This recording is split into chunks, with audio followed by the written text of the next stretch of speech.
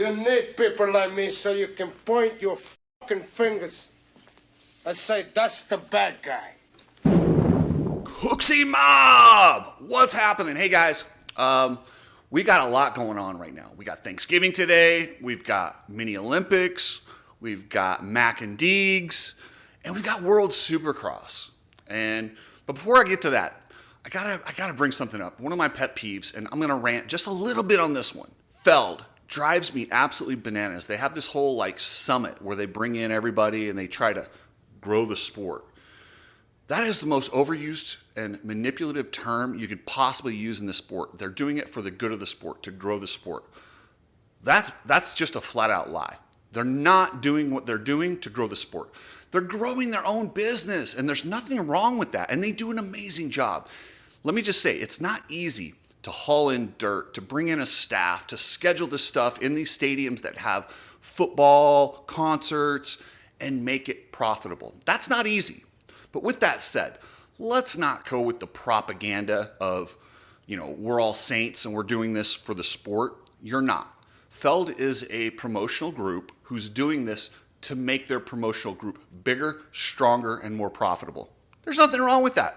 Stop trying to gaslight me and tell me it's for the growth of the sport. If it was really for the growth of the sport, they wouldn't attack World Supercross like they have. If they truly, and like I said, I'm not blaming them. I'm just saying, like, it's blatantly obvious if you're paying attention.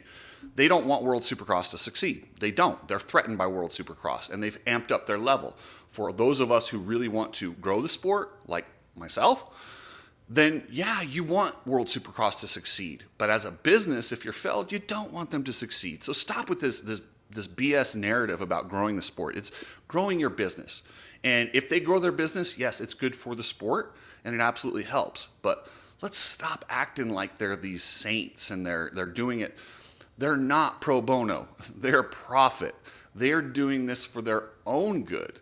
And like I said, while it helps the sport, stop with this narrative. And if you're so worried about, and they always focus on, we got to figure out how to get the riders' personalities out there, which is also just a flat out lie.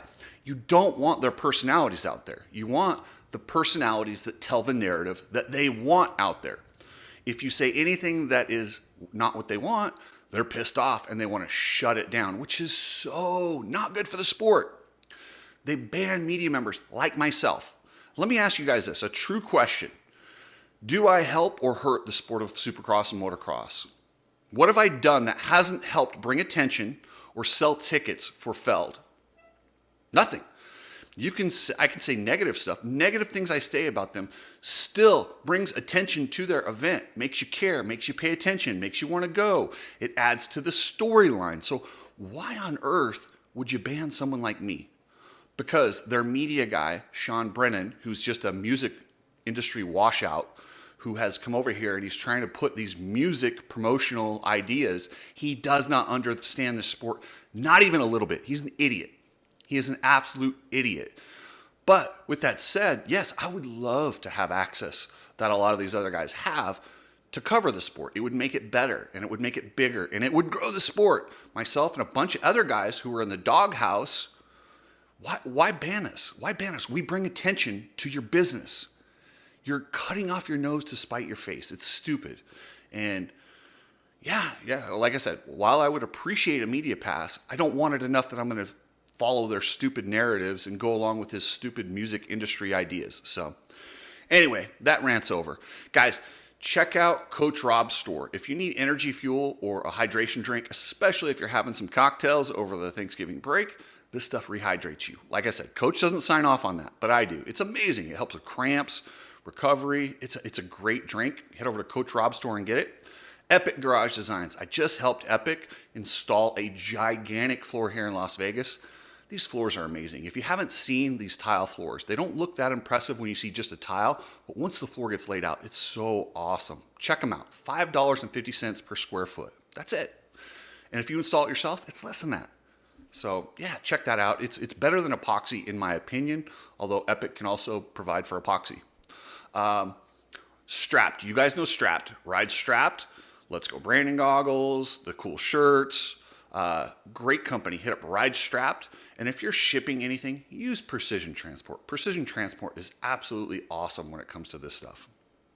They have customer service. They are half the price of FedEx, according to Club MX, who just used them. Now I want to talk about Mac and Deegs. This has to be the greatest pairing of off-season riders that I've ever seen. Like, this is almost a dream. Like, if you said, hey, let's take Deegan, the biggest star in the sport right now, media-wise. Yes, Jet's the biggest star, but right now, Deegan he's the hottest. He's got the most eyeballs on him. And let's put him with the best rider in the past 10 years, Eli Tomac, who's just the man. He has his own program. He's got his dad, who's a mountain biking legend.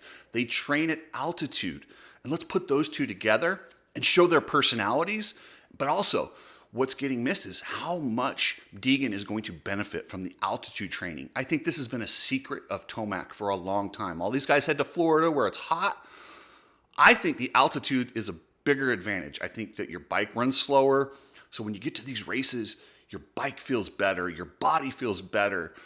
Yeah, traveling is kind of tough. And I'm not saying don't train in these hot areas like Florida and North Carolina and California.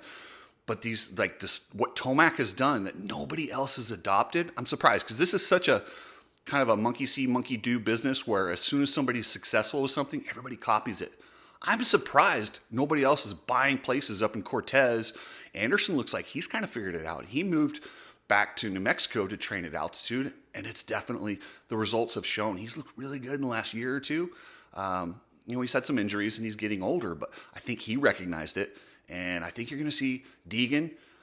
Once Deegan does something like that, you're going to see everybody kind of follow. But it's brilliant. And if you're not watching the Mac and Deegs thing that Dirt Shark did, it's awesome. But I had to laugh. I had to absolutely start. I literally started laughing when he was asking the guys about money. He asked, hey, Hayden, what'd you do with the $500,000? Oh, I invest, blah, blah, blah. Tomac, what did you do when you won the Monster Million?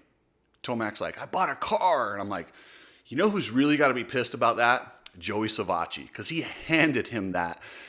Joey got nothing. Meanwhile, Eli's bragging about this super expensive car that he bought that essentially Joey gave him. I mean, he should have sent him like a nice watch for Christmas or something. He should have done something for Joey. And I've called him out in the past, but just seeing him talk about it and still completely oblivious to the fact that that money was given to him. It was. He pulled over and let him have it.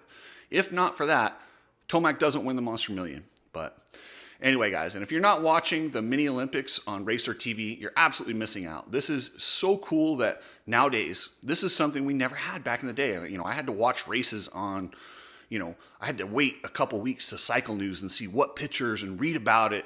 Now, I can just click on YouTube and watch the Mini Olympics, all classes, live. That's pretty cool. Like, that's an amazing time that we're living in, that we can watch racing whenever we want. And we got World Supercross this weekend, guys. This is the huge finale, and it's awesome. And we got some serious storylines. We got Roxon going for his second championship. We got Max Anstey going for his first world championship. We've got Vince Friese. Vince is always the storyline. And I know a lot of you guys hate Vince, but you need a good bad guy. What's he going to do? Is he going to take out Wilson? Is Wilson going to take him out? Is Vince going to pay somebody to take someone out? Who knows? I love it. But Vince is just a storyline all on his own. And I can't wait. So, all right, guys, we got lots going on this weekend. And Supercross, the real season, is just around the corner. So remember, subscribe. And if you need a real estate agent, hit me up. I'm your guy.